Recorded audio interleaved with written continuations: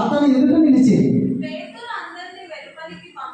పేతురు అందరిని ఎదుట వెలుపలికి పంపించి మోకాలని ప్రార్థన చేసి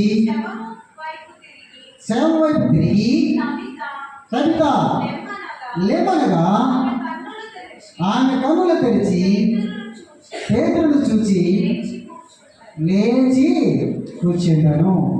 చాలండి. ఇంతవరకు మీరు కవిత గురించి ఎప్పుడైనా విన్నారా? ఎప్పుడైనా చెప్పండి పర్వాలేదు. విన్నారా బ్రదరు? వినొచ్చు చాలామంది. ఎందుకో మరి తెలియదు. దేవుడు కవిత గురించి మెన్షన్ చేశాడు. దాన్ని కవిత గురించి మెన్షన్ చేశాడు. ఒక సాధారణమైనటువంటి స్త్రీ అన్నమాట, కవిత స్త్రీ. ఆమె ఏం చేసేదంట? సత్క్రియలు ధర్మకార్యములు బహుగా చేసి ఉండేను అని. ఓ విశ్వాసి, నువ్వేం చేస్తున్నావు దేవుని కోసం? ప్రేమ సహోదరి, నువ్వేం చేస్తున్నావు? ప్రేమ సహోదరుడా, నువ్వేం చేస్తున్నావు? ప్రభు అడిగి నువ్వేం చెప్తావు? నేనేం చేసింది? ఏదో పెద్ద ఉద్యోగస్తులేం కాదు, పెద్ద ఆస్తి ఉన్న వ్యక్తి కాదు.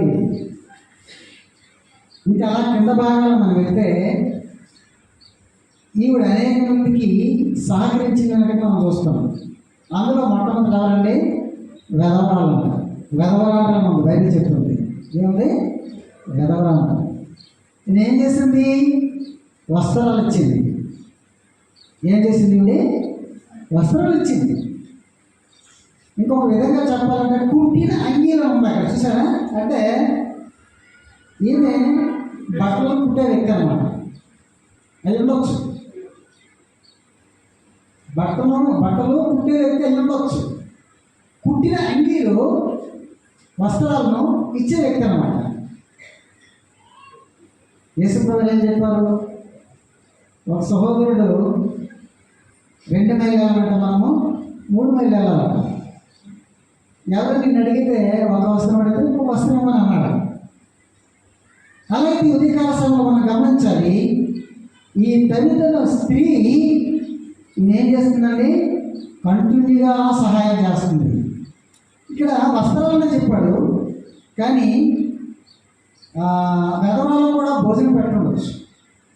అనేక రూపంలో ఆవిడ సోషల్ యాక్టివిటీస్ చేస్తుండవచ్చు.